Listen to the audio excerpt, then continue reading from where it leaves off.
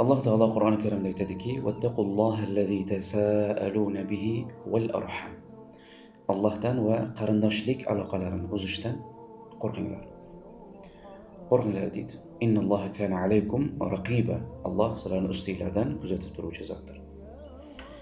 Ulamolarimiz silay rahmni uzgan odam hech qachon istiqomat yo'lida bo'la olmaydi deyshadi. Va bu haqiqat. Ya'ni biror bir yaxshilikka qo'l ursa hech muvaffaq bo'lmaydi o'sha bajarishlikda yoki boshlasa ham oxirigacha yetkaza olmaydi. Va istiqomat yo'lida bo'la olmasligi yoki jannat yo'lida bo'la olmasligi bu o'ziga jannatni harom qilganligidan. Chunki Rasululloh sallallohu alayhi vasallam aytadilar: "La yadkhulul jannata qati'ur rahim." Jannatga qarindoshlik aloqasini uzgan odam kirmaydi dedilar. Shuning uchun hamki silay rahmni uzgan odam hayoti bo'yicha ish o'nglanmaydi, baraka topmaydi. Yaxshiliklari bordir, Qur'on yodlagandir, qoridir yoki masjidga doimiy qatnar. Erta yoki kech sadaqa yu ihsonlar qilgan bo'lsa ham bu odam hech qachon baraka topmaydi. Chunki bunaqa insonlarni Alloh taolo Alloh o'zi ofiyatda qilsin, o'zining kalomida bunaqa insonlarni la'natlagan. Alloh taolo Qur'onda aytadiki: "Fahal asaytum in tawallaytum an tufsidu fil ardi wa tuqatti'u arhamakum." Yerda sizlar buzg'unchilik qilasizlar, ya'ni bu aslida kofirlarning sifati va qarindoshlik aloqalarini uzasizlar deydi. Ulaika allazina la'anahumulloh. Ana unaqa insonlarni Alloh la'natlagandir. Fa asammahum wa a'ma absarahum. Yana ularni quloqlarini nasihat eshitmaydigan, ko'zlarini bo'lsa to'g'ri yo'lni ko'ra olmaydigan qilib qo'ygandir. Na nasihat unga kor qiladi, na u o'zi to'g'ri yo'lni topa oladi. Hech yaxshilikka muvaffaq bo'lmaydi. Shuning uchun ham istiqomat yo'lida bo'la olmaydi deyshadi ulamolarimiz.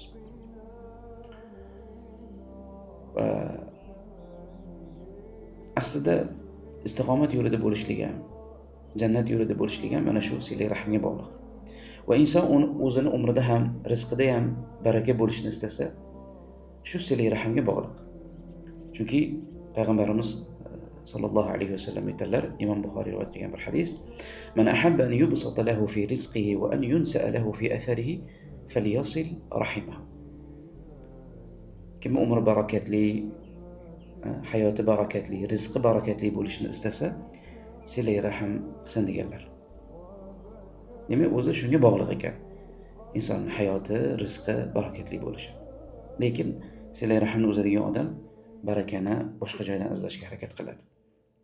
Aslida baraka hammasi qarindoshlarda. Ota-onada, aka-ukalar, opa-singillar. Demak, bu juda ham bir xatarli narsa. Ya'ni silay rahmni uzishlik bu insonni Allohning rahmatidan, Allohning mag'firatidan uzoqlashtiradi. Hayotidan barakani umuman o'chirib yuboradi. Va yana silay rahmdan uzoqlashgan odamni vahim jazolaridan amallari ko'tarilmay turadi. To ahil bo'lmaguncha. Alloh taolo farishtalarga aytar ekandek, shu yaqinlari, birodarlari bilan suhbatlashib qolgan odamlar haqida: "Anziru hadayni hatta yassaliha." Bu ikkisini qo'yinglar, bir-biri bilan ahil bo'lsin derkan. Subhanalloh. Alloh taolo shuncha qilgan amaliga e'tibor bermasa, qo'yinglar bunga. Bularda ahil bo'lmaguncha bularning amallarini to'xtatib turinglar deydi. O'zini mag'firatini kechiktirib tursa, o'zini rahmatidan uzoqlashtirsa va bu oradagi o'sha uzoqlashishni yo'qotmaguncha shuna davom etadi. 3 kun muhlat berilgan shariatimizda. Rasululloh sallallohu alayhi vasallam aytadilar: "La yahillu li muslimin an yahjura akhahu fawqa 3 layal." 3 kundan ortiq birodarini tashlab qo'yishligi halol bo'lmaydi deganlar. 3 kun muhlat bo'ldi. Agar oshib ketdimi, biror bir amal ko'tarilmay turiladi. Ehtiyot bo'lishimiz kerak. Ya'ni bu hazillashadigan, bu o'zidan o'tdi, o'zida ayb deb e'tiborsiz qoldirib, oylab, yillab aloqalarni uzib qo'yadigan oddiy ish emas bu. Buni orqasidan amallaring to'xtab qoladi. Allohning rahmatidan uzoqlashasan. Va yana silay rahmni uzishlikni yana yomon oqibatlaridan Alloh taolo aytadiki, hadis qudusiyda Imom Buxoriyda keladi: "Men silay rahmni uzgan odamdan men ham aloqamni uzaman" deydi. Silay rahmni uzgan odamdan men ham aloqamni uzaman deydi. Bittasidan bo'lsa ham uzsa, Alloh taolo uning aloqasini uzib qo'yadi. Ota-onasi bilan yaxshidir, aka-ukalari bilan yaxshidir, lekin opasi bilan gaplashmasa, singlisi bilan aloqasini uzgan bo'lsa, yoki ukasi bilan. Men aloqamni uzaman deydi Alloh taolo. Ya'ni inson silay rahmni uzgandan keyin qanday xotirjam uyda o'tiradi. Alloh taolo rahmatidan uzoqlashtirib la'natlab tursa, Alloh taolo aloqasini uzib qo'ysa, qaramasa, jannatga kirgizmasa, hayotida baraka topmasa, butun amallari to'xtab tursa, qanday u uyda o'zi kelib kechirim so'rasin deb xotirjam o'tiradi. Masala bu yerda kimni haqli bo'lishi, kimni nohaq bo'lishi emas. Bular ish bo'ldi.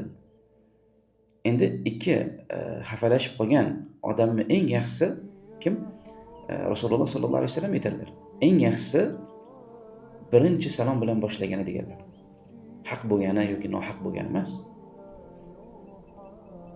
Esdan chiqarmaylik, Rasululloh sallallohu alayhi vasallam jannatga kirmaydi deyaptilar. Silay rahmi uzgan odam jannatga kirmaydi deyaptilar.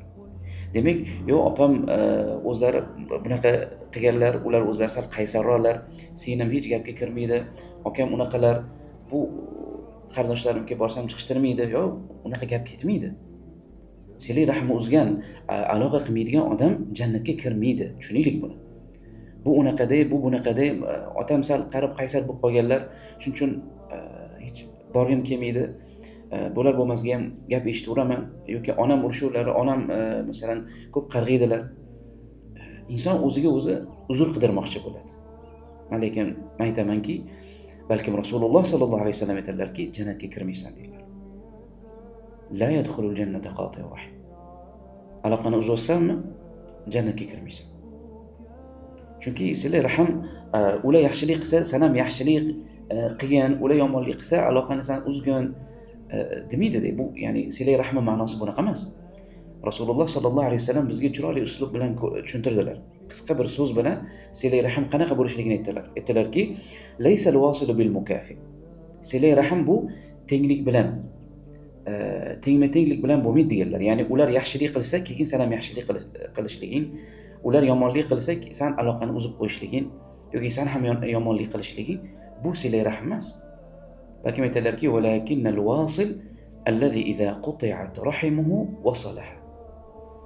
Mana shu jumlani yaxshi tushunib olishimiz kerak. Walakinnal wasil allazi idza quti'at rahimuhu wasalaha. Silay rahm shuki, u qarindoshlari u bilan aloqasini uzsa yoki unga zarar bersa, unga yomonlik qiladigan bo'lsa, u ularga yaxshilik bilan javob qaytaradi. U aloqani uzmaydi. Balkim ziyorat qilishlikda, yaxshi gapirishlikda davom etaveradi. Rasululloh sallallohu alayhi vasallam boshqa bir hadisda aytadilar, bir kishi kelib, "Ya Rasululloh" dedi, "Innali qarabatan asiluhum va yaqta'uni." Ya'ni meni qarindoshlarim bor dedi. Aloqani tiklaganim sari ular mendan aloqani uzib, uzoqlashga harakat qilishadi. Va uhsinu ilayhim va yusi'una ilay. Ularga men yaxshilik qiladigan bo'lsam, ular mendan yana menga yomonlik qilishadi deydilar. Va ahlumu anhum va yajhaluna alay. Ularni o'sha yomonliklarini ko'rmaganlik bo'lib kechirganim sari deydi. Ular nodonlik qilishib, yana o'sha urushib, so'kib, xullas orqamdan gapirib, ozor berishadi deydi. Va yajhaluna alay. Rasululloh sallallohu alayhi vasallam shunda nima deydilar? Undan uzoqlashga nima dedilar? La in kunta kama qulta fa ka'annama tusifuhum al-mal wa la yazalu ma'aka min Allohi zahirun alayhim ma dumta ala zalik. Imom Muslim rivoyatlari. Ya'ni sen shu holating davom etgan deydilar. Sen shu holat davom etsang deydilar, Allohdan senga ularni ustidan bir yordamchi bo'ladi deydilar. Subhanalloh. Ya'ni sen haq tomondasan. Ular senga ozor bersa, seni qalbing xotirjam bo'lsin. Senga Alloh taolo albatta yordam beradi. Ularning yomonligidan asraydi. Ya'ni albatta seni yuzing yorug' bo'ladi. Demoqchilar-ku. Albatta, ya'ni insonga o'zi yomon ko'rgan bir insonini oldiga borib haydab turgan bo'lsa ham uyga borib o'tirib olgan, ularga yaxshilik qilgan, o'sha yerda ketmasdan o'tirgin demaydi. Ya'ni boshqa qancha yo'llar, uslublar bor. Bitta narsa aniqki, yaxshi ko'rmasang ham aloqada bo'lasan. Bu o'zing bilasan u yog'ini qanday aloqada bo'lishni.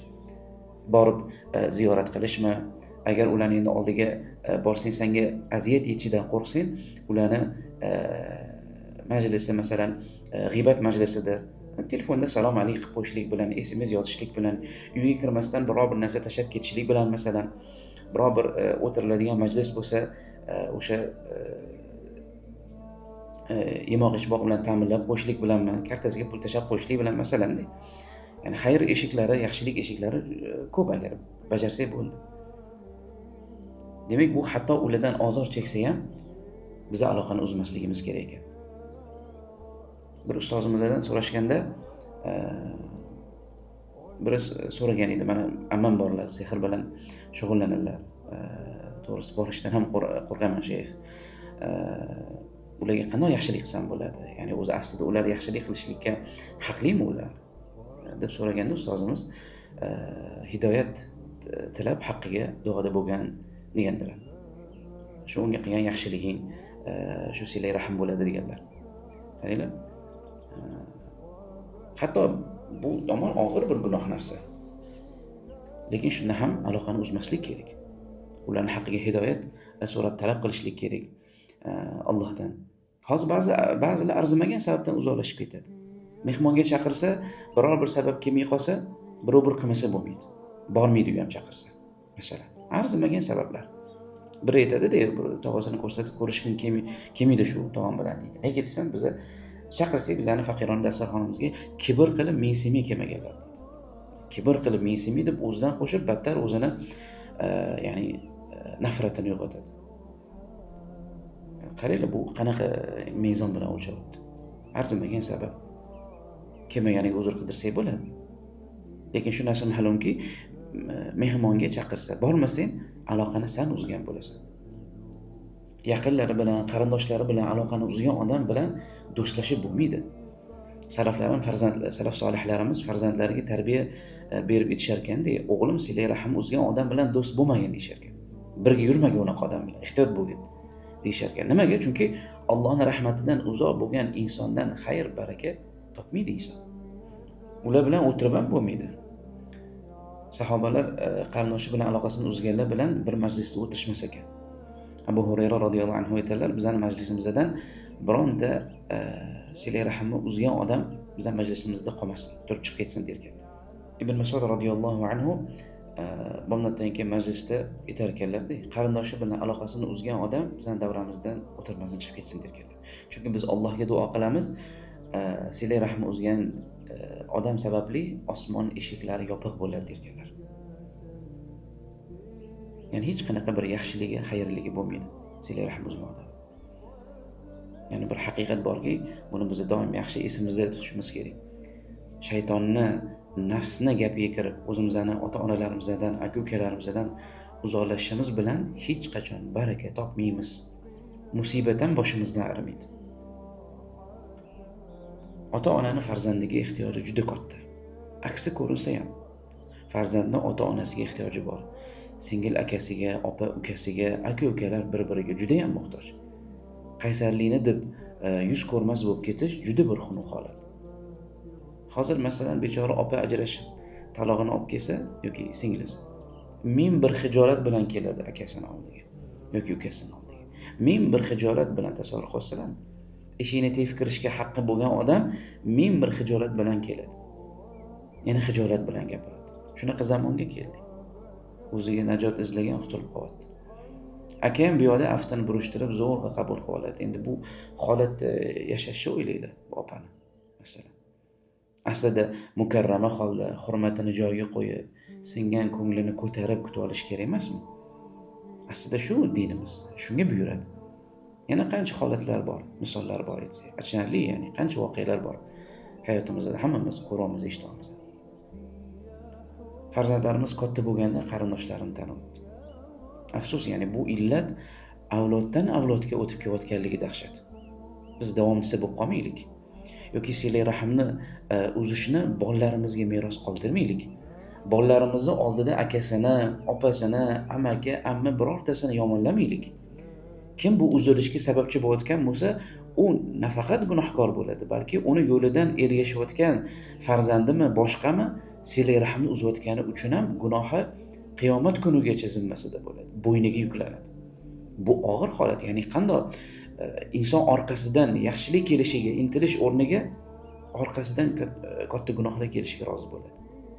Qandoq qilib bir inson o'z farzandlari, qarindoshlariga qarindoshlik aloqalarini uzishni, qarindoshlaridan nafratlanishni, ularga bir qiyinchilik, ozor berishi, meros qoldirishiga rozi bo'lishi mumkin. Qandoq qilib bunga rozi bo'ladi?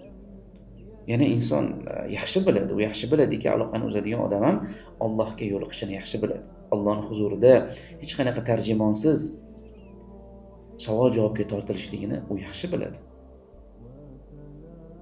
Shuning uchun mana bu ummatga kelayotgan bu balolar ham arimayapti. Mana shu narsani sababidan. Ehtiyot bo'laylik. Bu gunohni jazosi oxiratdan oldin keladi. Rasululloh sallallohu alayhi vasallam bir hadis aytadilar: "Ma min zanbin ajdaru an yu'ajjal li sahibihi al-uqubata ma'a ma yudkhalahu al-baghi wa qati'atu rahim." Ya'ni ikkita gunoh bor dedilar. Alloh taolo oxiratdagi azobdan oldin dunyoni o'zidayoq jazosini tezlashtiradi. Zulm, birinchisi zulm va ikkinchisi qarindoshlikni, silay rahimni uzgan odam.